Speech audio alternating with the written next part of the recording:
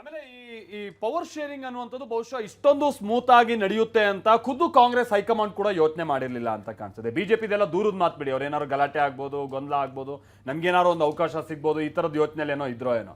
But ಕಾಂಗ್ರೆಸ್ಗೆ ಈ confidence ಇರಲಿಲ್ಲ ಅಂತ ಕಾಣಿಸ್ತದೆ. ಯಾಕಂತಂದ್ರೆ ಅವ್ರು ಎಲ್ಲೂ ಈ ರೀತಿಯಾದಂಥದ್ದು ಒಂದು ಅಚ್ಚುಕಟ್ಟಾಗಿ ಮಾಡಿಲ್ಲ ಇತ್ತೀಚಿನ ವರ್ಷಗಳು. ನೀವು ನೋಡಿದ್ದೀರಾ ಏನೇನಾಗಿದೆ ಅಂತ ಹೇಳ್ಕೊಂಡು ಹಿಸ್ಟ್ರಿ ಅದನ್ನು ಹೇಳ್ತಾ ಇದೆ. ಬಟ್ ರಾಜ್ಯದಲ್ಲಿ ಬಹಳ ಸ್ಮೂತ್ ಆಗಿದೆ, ಎಲ್ಲ ನಡ್ಕೊಂಡು ಹೋಗಿದೆ. ಬಹುಶಃ ಅದಕ್ಕೆ ಕಾರಣ ಅಂತಂದ್ರೆ ಸಿದ್ದರಾಮಯ್ಯನವರು ಕೊನೆ ಹಂತದಲ್ಲಿ ಏನು ಪಟ್ಟು ಹಾಕಿದ ರೀತಿ, ಬಹಳ ಸೈಲೆಂಟ್ ಆಗಿ ಇದೆಲ್ಲ ಒಂದು ಸುಸೂತ್ರವಾಗಿ ಆಗೋ ರೀತಿಯಾಗಿ ಅವರ ನಡವಳಿಕೆ. ಬಟ್ ಇಷ್ಟಕ್ಕೆ ಮುಗೀತಾ?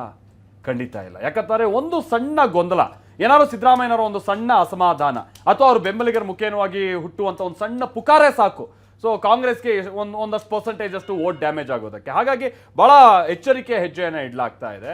ಮುಂದುವರೆದ ಭಾಗವಾಗಿ ನಾವು ಇನ್ನೂ ಒಗ್ಗಟ್ಟಾಗಿದ್ದೀವಿ, ಜೊತೆಗೆ ಇವರಿಬ್ರು ಒಂದು ಜೋಡೆತ್ತಿನ ರೀತಿಯ ಕೆಲಸ ಮಾಡಬೇಕು, ಮುಂದೆ ಮತ್ತೆ ಪಕ್ಷವನ್ನ 2028ರಲ್ಲಿ ಅಧಿಕಾರಕ್ಕೆ ತರುವಂತ ನಿಟ್ಟಿನಲ್ಲಿ ಅನ್ನುವಂಥ ನಿಟ್ಟಿನಲ್ಲಿ ಕಾಂಗ್ರೆಸ್ ಕೆಲ ತಂತ್ರಗಾರಿಕೆಯನ್ನ ಹಾಕೊಳ್ತಾ ಇದೆ. ಅದು ಯಾವ ಮಟ್ಟಿಗೆ ಅಂತ ಅಂದ್ರೆ ಬಹಳ ದೊಡ್ಡ ದೊಡ್ಡ ಸಮಾವೇಶಗಳು ಇಬ್ರು ನೇತೃತ್ವದಲ್ಲಿ, ಬಹಳ ಕಡೆ ಇವರಿಬ್ರು ಈ ರೋಡ್ ಶೋ ಮತ್ತೊಂದು ಈ ತರದಕ್ಕೆಲ್ಲ ವ್ಯವಸ್ಥೆ ಮಾಡ್ಕೊಳ್ತಾ ಇದ್ದಾರೆ ಅನ್ನೋದು ಕೂಡ ಗೊತ್ತಾಗ್ತಾ ಇದೆ. ಬನ್ನಿ ಹೈಕಮಾಂಡ್ ನ ಲೆಕ್ಕಾಚಾರ ಮುಂದುವರೆದ ಭಾಗವಾಗಿ ಏನೇನಿದೆ ಈ ರಿಪೋರ್ಟ್ ಅಲ್ಲಿ ನೋಡ್ಕೊಂಬರೋಣ. This transition going to be a trouble for Congress party. What Siddaramaiah is going to do? In his heart, only Congress is there. 100ಕ್ಕೆ 128ಕ್ಕೆ ನಮ್ಮ ಡಿ.ಕೆ. ಶಿವಕುಮಾರ್ ಸಾಹೇಬರು ಬರುತ್ತೆ ಅನ್ನೋ ವಿಶ್ವಾಸ ನನಗೆ. ಅಧಿಕಾರ ಹಸ್ತಾಂತರ ಪ್ರಕ್ರಿಯೆ ಇಡೀ ದೇಶದ ಗಮನ ಸೆಳೆದಿತ್ತು. ಸ್ವಲ್ಪ ಯಾಮಾರಿದ್ರೂ ಹೈಕಮಾಂಡ್ಗೆ ಡ್ಯಾಮೇಜ್ ಆಗ್ತಾ ಇತ್ತು. ಯಾಕಂದ್ರೆ ಈ ಹಿಂದೆ ರಾಜಸ್ಥಾನ, ಛತ್ತೀಸ್ಗಢ, ಪಂಜಾಬ್ನಲ್ಲಿ ಬಿಕ್ಕಟ್ಟು ಸರಿಯಾದ ರೀತಿ ಸರಿ ಮಾಡದೆ ಕಾಂಗ್ರೆಸ್ ಅಧಿಕಾರ ಕಳೆದುಕೊಳ್ಳುವ ಪರಿಸ್ಥಿತಿ ಉಂಟಾಗಿತ್ತು. ಆದ್ರೆ ರಾಜ್ಯದಲ್ಲಿ ಅದ್ಯಾವುದನ್ನು ಆಗೋಕೆ ಹೈಕಮಾಂಡ್ ಬಿಟ್ಟಿಲ್ಲ. ಎಲ್ಲವನ್ನೂ ಹಂತ ಹಂತವಾಗಿ ಪ್ಲಾನ್ ಪ್ರಕಾರವೇ ಎಲ್ಲೂ ಡ್ಯಾಮೇಜ್ ಆಗದ ರೀತಿಯಲ್ಲಿ ಅಧಿಕಾರ ಹಸ್ತಾಂತರ ಪ್ರಕ್ರಿಯೆಯನ್ನ ಸಲೀಸಾಗಿ ಮುಗಿಸುವಲ್ಲಿ ಹೈಕಮಾಂಡ್ ಯಶಸ್ವಿಯಾಗಿದೆ. ಆದ್ರೆ ಇಷ್ಟಕ್ಕೆ ಮುಗೀತಾ? ಇಲ್ವೇ ಇಲ್ಲ. 2028 ಚುನಾವಣೆ ದೃಷ್ಟಿಯಿಂದಲೇ ಹೈಕಮಾಂಡ್ ಕೆಲವೊಂದಷ್ಟು ಸೂಚನೆಗಳನ್ನ ಕೊಟ್ಟಿದೆ.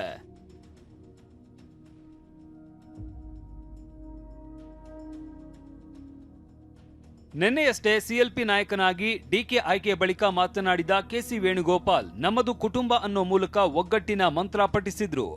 This transition going to be a trouble for Congress party. Everybody anticipated that.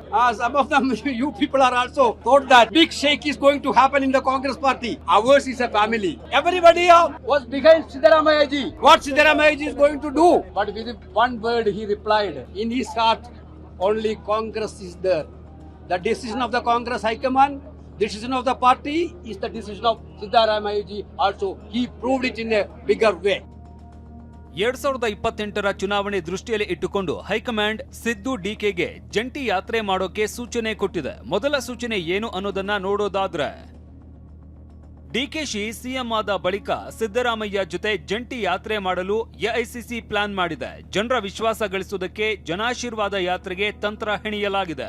ಕನಿಷ್ಠ 8ರಿಂದ 10 ಜನಾಶೀರ್ವಾದ ಯಾತ್ರೆಗೆ ಹೈಕಮಾಂಡ್ ಸೂಚನೆ ನೀಡಿದ್ದು 2ರಿಂದ 3 ಜಿಲ್ಲೆ ಅಥವಾ ಪ್ರಾದೇಶಿಕವಾಗಿ ಜನಾಶೀರ್ವಾದ ಯಾತ್ರೆಗೆ ಸೂಚಿಸಿದೆ ಎನ್ನಲಾಗಿದೆ. ಸ್ವ ಇಚ್ಛೆಯಿಂದ ಡಿಕೆಶಿಗೆ ಪಟ್ಟ ಕಟ್ಟಿದ್ದೇನೆ ಅಂತ ಸಿದ್ದರಾಮಯ್ಯ ಜನರಿಗೆ ತಿಳಿಸಲು ಮುಂದೆ ಗೊಂದಲ ಆಗಬಾರದು ಅಂತ ಈ ಪ್ಲಾನ್ ಮಾಡಲಾಗಿದೆ ಎನ್ನಲಾಗಿದೆ.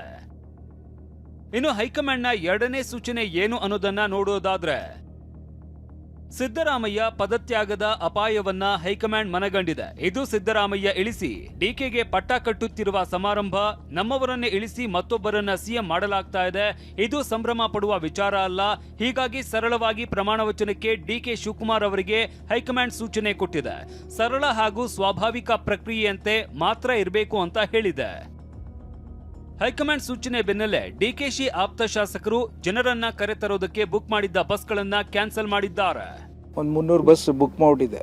ಈಗ ಅದ್ಯಾವುದು ಮಾಡಿಕೊಡುದು ಅಂತ ಹೇಳಿ ನಮಗೆ ಆಜ್ಞೆ ಬಂದಿರೋ ಹಿನ್ನೆಲೆಯಲ್ಲಿ ಎಲ್ಲನೂ ಕಡಿವಾಣ ಹಾಕೊಂಡು ನಮ್ಮ ಕರ್ನಾಟಕ ರಾಜ್ಯದಲ್ಲೇ ಮಿತ ಬಳಕೆಯಲ್ಲಿ ಈ ಒಂದು ಕಾರ್ಯಕ್ರಮ ಆಗಬೇಕು ಅಂತ ಆಜ್ಞೆ ಆಗಿರೋದ್ರಿಂದ ಆಗುತ್ತೆ ಅನ್ನೋದು ಹೇಳಬಲ್ಲೆ. ಡಿಕೆ ಪದಗ್ರಹಣ ಆಡಂಬರ ಅದ್ದೂರಿಯಿಂದ ಮಾಡಬಾರದು ಅಂತ ಹೈಕಮಾಂಡ್ ಹೇಳೋಕ್ಕೂ ಒಂದು ಕಾರಣ ಇದೆ. ಒಂದು ವೇಳೆ ಡಿಕೆ ಪದಗ್ರಹಣವನ್ನ ಅದ್ದೂರಿಯಾಗಿ ಮಾಡಿದ್ರೆ ಸಿದ್ದರಾಮಯ್ಯರನ್ನ ಕೆಳಗಿಳಿಸಿದ್ದಕ್ಕೆ ಅವರ ಬೆಂಬಲಿಗರು, ಅಭಿಮಾನಿಗಳು ಆಕ್ರೋಶಗೊಳ್ಳಬಹುದು ಅನ್ನೋದು ಹೈಕಮಾಂಡ್ಗೆ ಗೊತ್ತಿದೆ. ಈ ಅಸಮಾಧಾನ ಬ್ಯಾಲೆನ್ಸ್ ಮಾಡೋದಕ್ಕೆ ಎಐಸಿಸಿ ನಾಯಕರು ಇಂತಹ ನಿರ್ಧಾರ ಕೈಗೊಂಡಿದ್ದಾರೆ ಎನ್ನಲಾಗ್ತಿದೆ.